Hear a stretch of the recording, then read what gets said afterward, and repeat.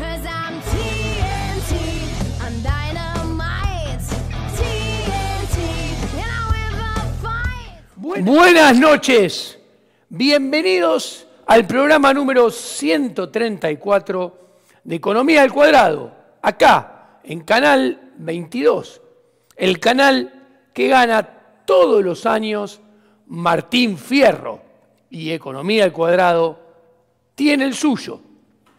Hoy vamos a tocar un tema candente, el dólar y el impacto de todo lo que estamos recién comenzando a vivir, cómo se va a complicar, qué consecuencias va a traer y qué herencia para el 2024-2025 va a dejar, complicando el escenario para reformas estructurales que todo el sector privado quiere que se hagan, pero les adelanto, las probabilidades que sean sostenibles y permanentes tienden a cero.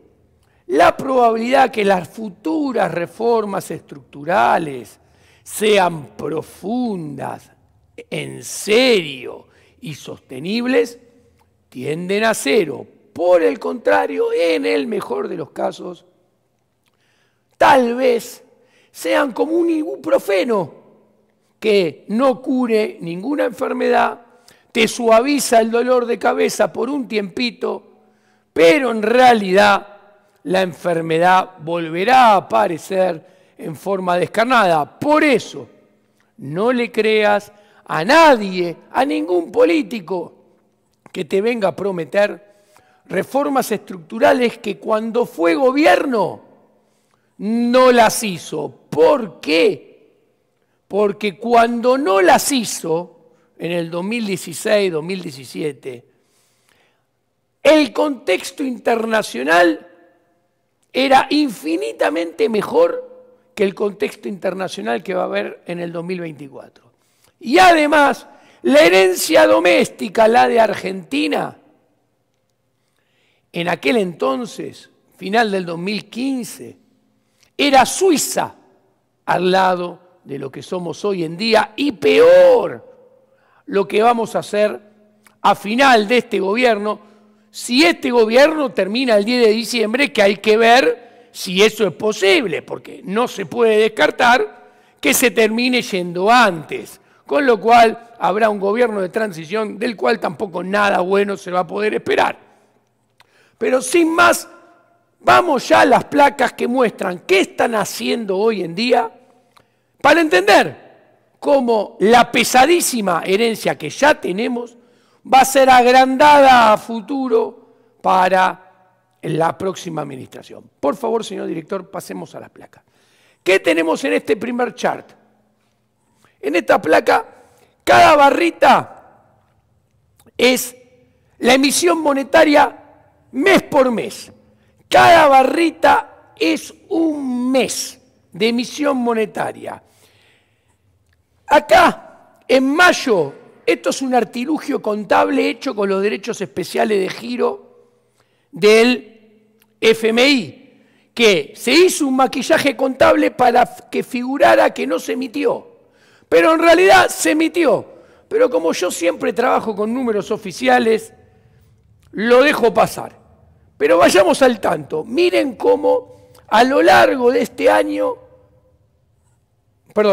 en el 2021 venían emitiendo cada vez más. ¿Cuánto emitieron en junio? En junio emitieron 1.03 billones de pesos en un solo mes. ¿Qué quiere decir esto? Miremos lo sencillo. Esto es prácticamente el doble que el récord histórico de toda la historia argentina de emisión monetaria, que había sido el gobierno de Alberto Fernández con Guzmán a la cabeza en diciembre del 2021, que había emitido 685.000 millones. Bueno, ahora en junio pasado el gobierno de Alberto Fernández, con Guzmán a la cabeza, con Pese en el Banco Central, igual que en diciembre, bueno, casi lo duplican en un solo mes la emisión monetaria. Si la base monetaria, o sea, el total de dinero físico, ya sea billetes y monedas en nuestro bolsillo, ya sea billetes y monedas en los bancos, ya sea dinero de los bancos depositados en el Banco Central, es 3.9 billones, quiere decir que en un solo mes, en junio pasado, emitieron el 27% de la base monetaria en 30 días. Sí, señor, lo acaban de escuchar. Esto no pasa en ningún país del mundo. En un solo mes emitieron casi 1/3 de todo el dinero físico que existe en la economía argentina. Y esta emisión fue, 1, para financiar el gasto público, el déficit fiscal del Tesoro. 2, para que el Banco Central compre bonos del Tesoro. O sea, los bonos de Guzmán. Guzmán le dijo a Pese, emití para comprar mis bonos que nadie quiere. Así no cae tanto el precio de los bonos y el riesgo país solamente se va a 2.600, 2.700 y no va a 3.000, 3.200. Así todo, hay algunos bonos que cotizan a 20, 80 bajo la par. O sea, que para que lo entiendas, el papelito dice que te deben 100 pesos, pero si vos lo tenés que vender en el mercado te dan 20, nada más. Para que mantenerlo en 20, emitieron como 700.000 millones, pero emitieron un total de 1 billón. ¿Ok? ¿Estuvo claro? Paso al segundo chart. ¿Qué tenemos en este segundo chart?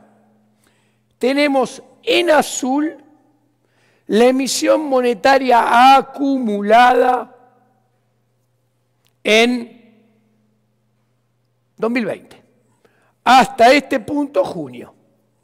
En verde, la emisión monetaria acumulada mes tras mes hasta acá, junio del 2021. Y en rojo, la emisión monetaria acumulada en el 2022. Último dato, el mes que acaba de terminar, junio. ¿Qué podemos ver? Primero, la inflación promedio mensual de los primeros 6 meses del 2022 de este año es 5.2. La emisión monetaria de los primeros 6 meses del 2021 había sido 3.8, o sea, pasó de 3.8 a 5.2. O sea, hoy tenemos una inflación que es 2/3 más grande que la del año pasado. Bueno, esta emisión monetaria está ajustada por inflación. O sea, como dice, es en términos reales. Aún con una inflación muchísimo más alta que el año pasado, con una inflación promedio mensual del 5.2, que el año pasado era del 3.8, aún con una inflación 2/3 más alta, redondeando, la emisión monetaria acumulada en el 2022 es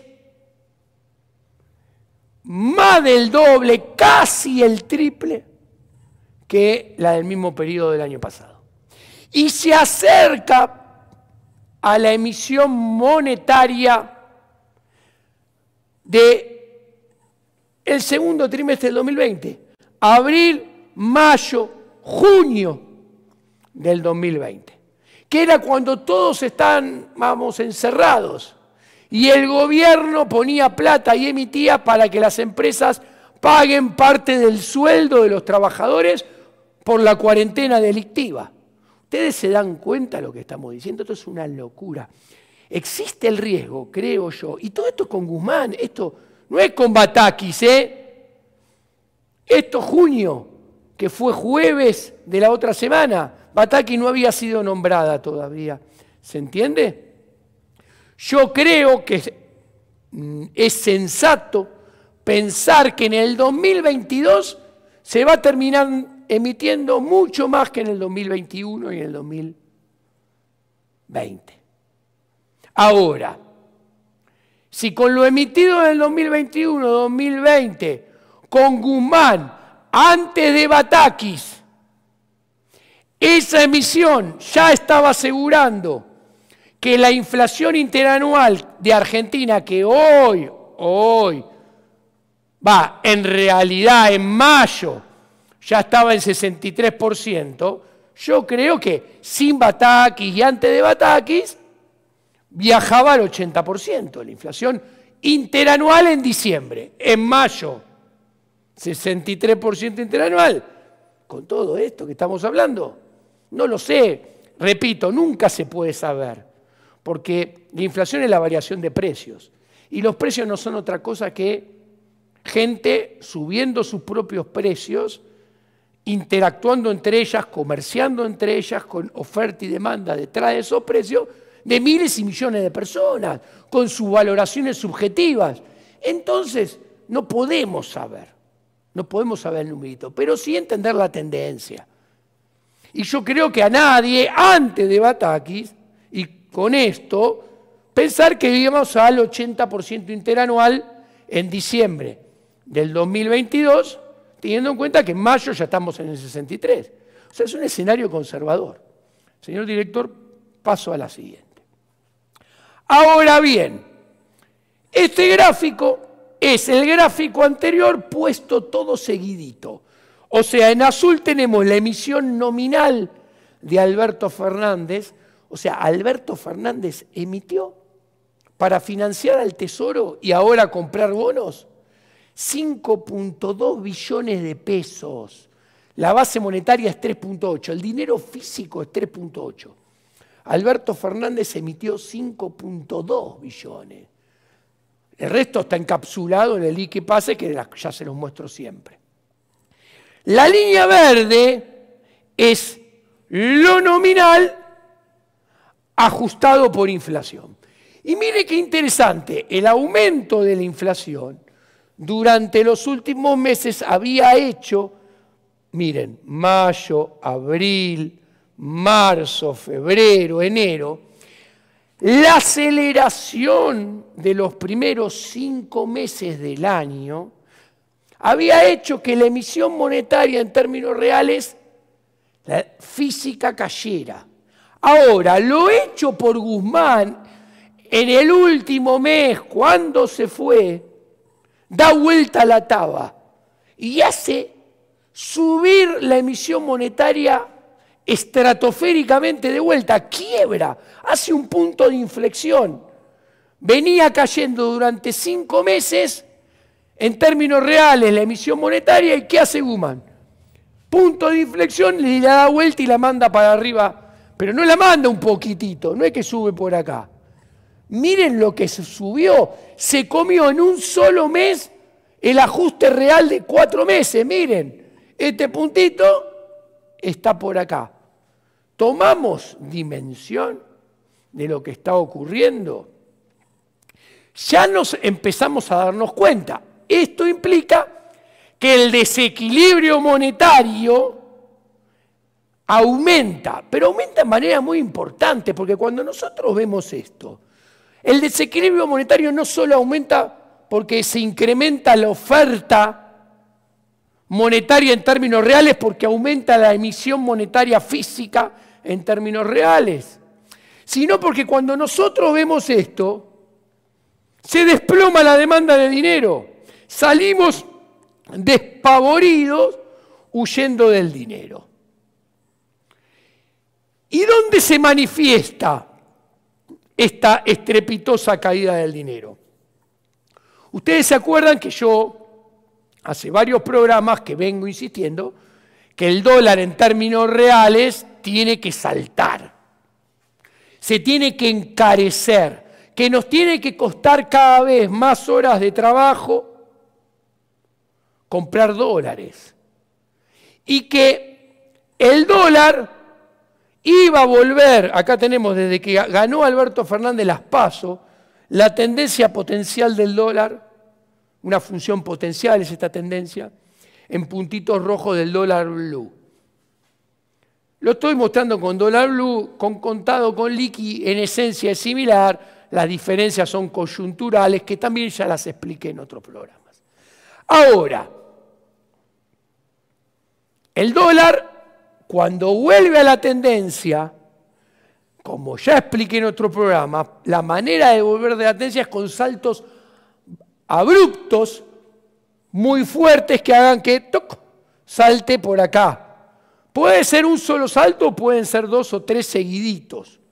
Ahora bien, esta caída de la demanda de dinero que yo mencionaba como consecuencia de la emisión monetaria de Guzmán, ¿qué trajo aparejado? Caída de demanda de dinero. Esa caída de demanda de dinero se manifiesta con nosotros, los argentinos, sacándonos los pesos de encima, yendo a refugiarnos en el dólar.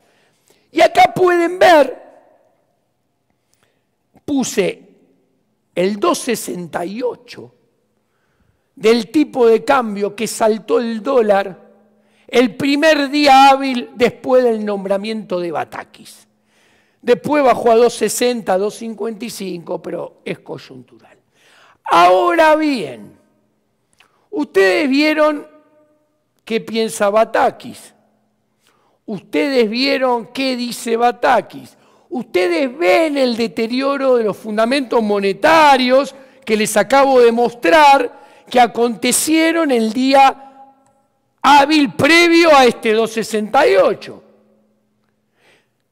Este programa está siendo grabado antes que hable Cristina Fernández de Kirchner el viernes en Calafate.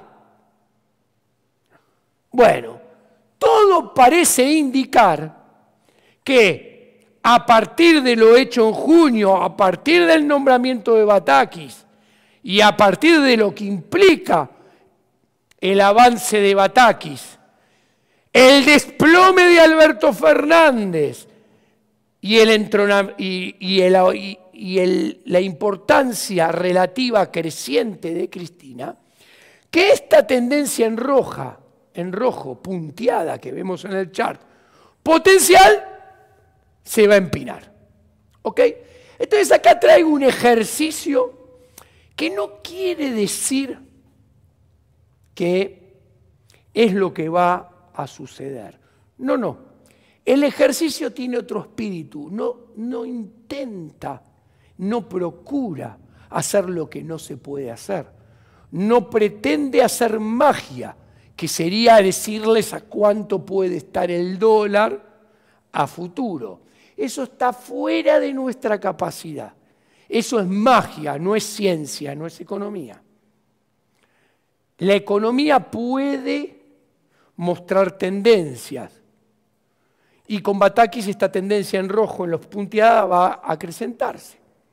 Ahora bien, lo que sí puedo hacer es traerles un ejercicio para que vean el problema, la magnitud del problema y el orden de números, la magnitud de los números que tenemos que empezar a tener en nuestra cabeza. Entonces les traigo unos números con esta lógica. Si yo les digo que con Guzmán, antes de Batakis, tenemos una inflación ahora del 63% interanual y con Guzmán y sin Batakis, si seguían haciendo lo que estaban haciendo, la inflación iba a ir a tender hacia 80% interanual, me permito traer este ejercicio. ¿Qué es este ejercicio? Bueno, es al dólar blue que cerró en julio del año pasado, en agosto del año pasado, en septiembre del 2021, en octubre del 2021, en noviembre del 2021, a fin del año pasado, en diciembre del 2021, a ese dólar le sumamos un 80% para ver qué dólar sería a cierre de julio, agosto, septiembre, octubre, noviembre y diciembre de este año 2022. ¿Qué números arroja este ejercicio? Sencillo. 3.25, 3.28, 3.35, octubre 3.55, noviembre 3.61 y diciembre 3.75. Es un ejercicio. Ahora bien, no es una predicción a cuánto va a estar el dólar. Ahora, tomemos conciencia. Esto es un aumento del dólar del 80% con respecto a los mismos meses del año pasado. En un escenario de una inflación del dólar, de una inflación del 80%. Por eso subimos el dólar 80% con respecto al año pasado.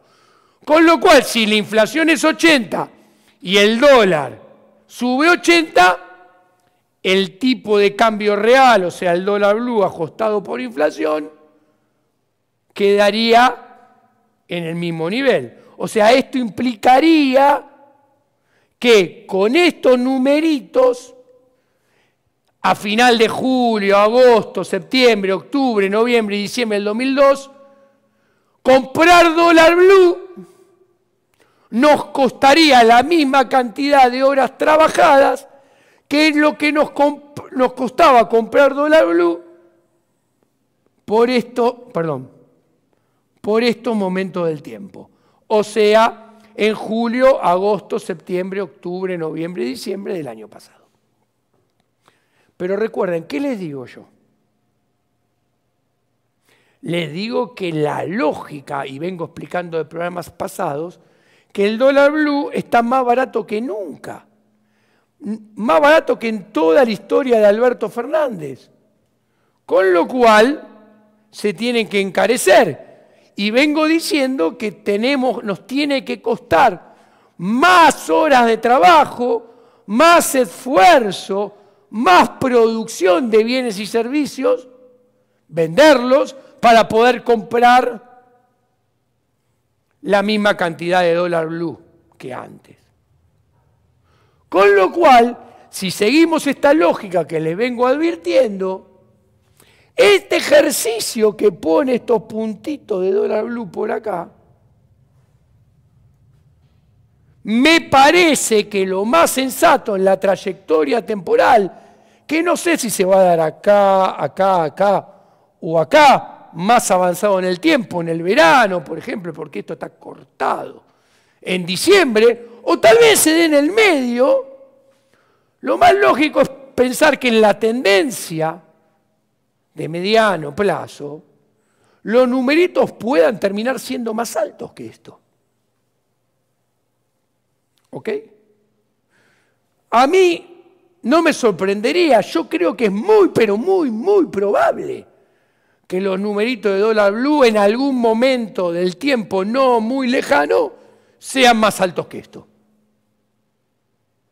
Ahora, este ejercicio, les recuerdo nuevamente, está hecho con una inflación del 80%. Ahora, si con Batakis esto se empina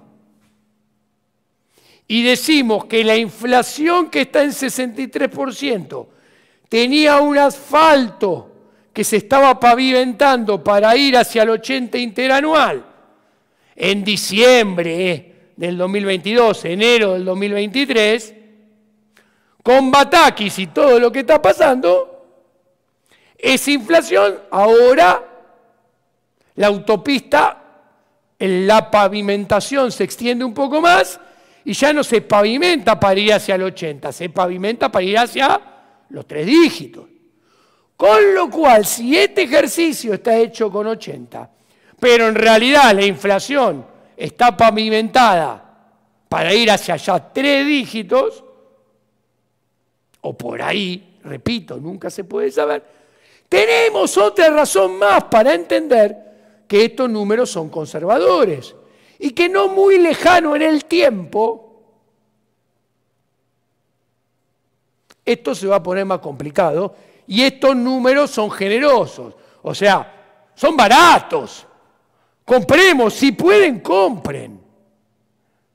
Compren a 2.55, está regalado. ¿Ok?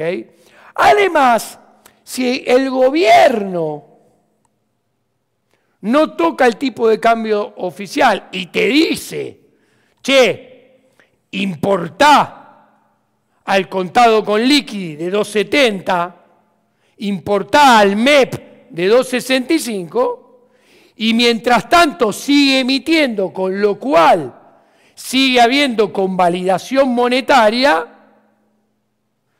los precios van a subir más que antes y la inflación se va a acelerar más que antes. Y eso va a meter más presión sobre la política de tipo de cambio oficial. Y este tipo de cambio oficial de 130 va a estar para Cristina, para Zanini, para Florencia, para Máximo y para algún otro amigo más.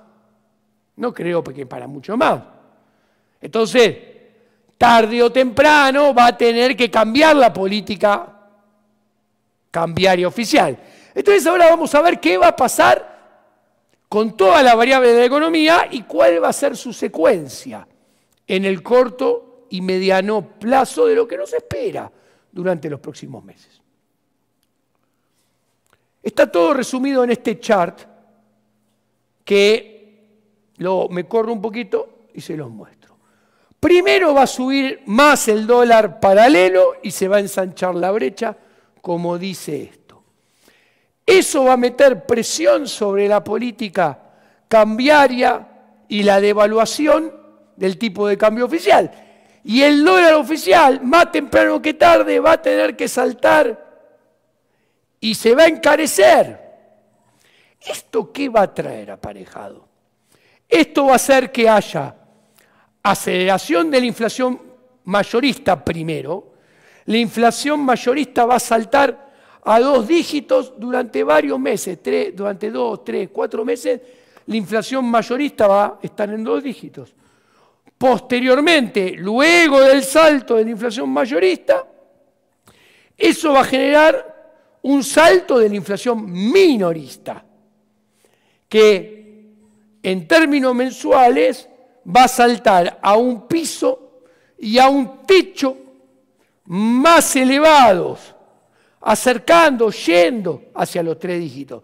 Si hoy la inflación está en 5, no sé, y estuvo en 6, no sé. No lo puedo saber, repito, nadie puede saber cómo la gente va a modificar sus precios. Pero probablemente pase a 9, 9,5, 8, 7,5, ¿ok? Durante algunos meses. ¿Esto qué va a generar?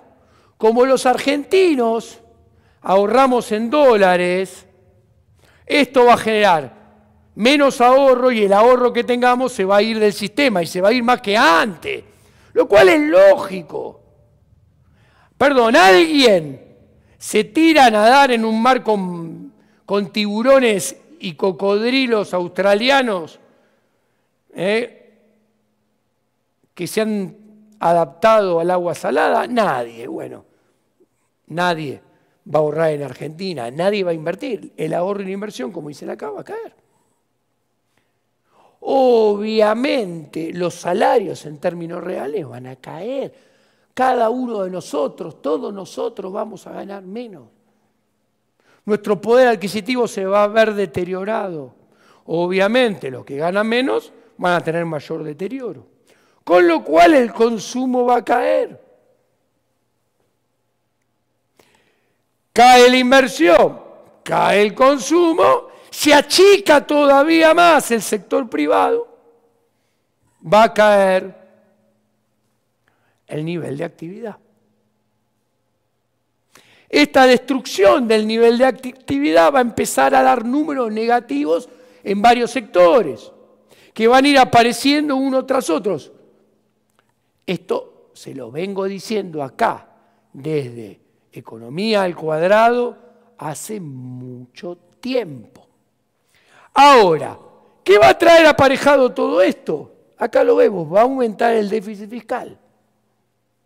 ¿Cómo va a reaccionar la casta política en un escenario donde a partir de esto no solamente va a haber deterioro social, yo creo que va a emerger conflictividad social? No me pregunten de qué envergadura, con qué intensidad, porque tampoco soy mago. No me pregunten si va a poder tirar el gobierno y si el gobierno se va a tener que ir, tampoco soy mago. Lo que sí, desde la economía, pero sobre todo situando la economía debajo de la filosofía, la ética y la filosofía política, entendiendo sobre todo qué es el Estado, que son burócratas de carne y hueso muy bien organizados sistemáticamente para saquearnos cada vez más. ¿Qué van a tratar de hacer? Tratar de mantenerse en el poder, aquietando las aguas de los problemas sociales y de la conflictividad social. ¿Y qué van a hacer? Van a querer incrementar la política redistribucionista. Más aún teniendo en cuenta que 2023, el próximo año, es un año electoralista. Es más, si el gobierno se cae y viene un gobierno de transición, también va a querer hacer política redistribucionista. ¿Por qué? Porque vino para quedar bien en términos populísticos. Es la democracia universal representativa. Dentro de un Estado-nación o unida a una república universal, una república, un régimen republicano. Estado-nación más democracia universal representativa más Estado republicano son la esencia del populismo en sí. Son populismo en máxima expresión. El que piensa que se puede tener Estado-nación enorme, democracia universal representativa y Estado republicano sin populismo, es una persona adoctrinada, engañada y poco formada. Concretamente, puntualmente, es eso. Entonces, ¿cómo van a responder? ¿Se quede este gobierno con Cristina o venga uno de transición? Van a querer hacer política electoral redistribucionista. ¿Y con qué lo van a hacer? Uno, con la única fuente de financiamiento que tienen, emisión monetaria, más aumentar la presión tributaria para los que más tienen.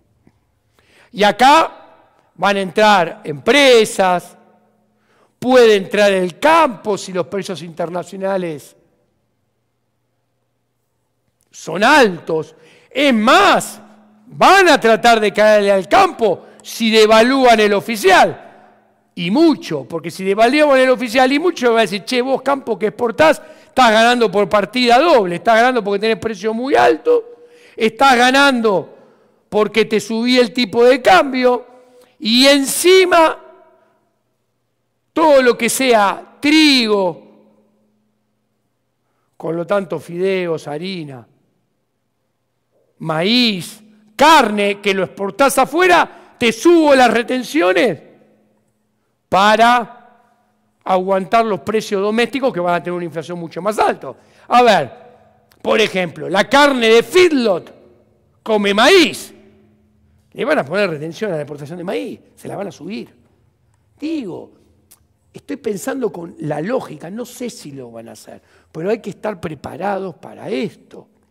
Ahora sí, lo que está bien en claro, que de todos estos cuadrados, rectángulos, perdón, para ser más precisos, queda este último, que no es otra cosa que mayores desequilibrios, peores herencias para el próximo gobierno que herede a este gobierno el 10 de diciembre del 2023. O el próximo gobierno que emerja después de un gobierno de transición que termine este mandato. Con lo cual las reformas estructurales van a ser todavía más difíciles de tomar y dudo mucho que sean profundas, en serio y sobre todo permanentes. ¿Por qué? Porque tenemos un escenario doméstico que van a jugar en contra de ellas. Y además vamos a tener un escenario internacional que también van a jugar en contra de ellos. Pero estos dos temas son para otro Economía al Cuadrado, otra semana futura. Muchas gracias. Esto ha sido todo por hoy. Les agradezco mucho que estén del otro lado de la pantalla y hasta la próxima con más Economía al Cuadrado.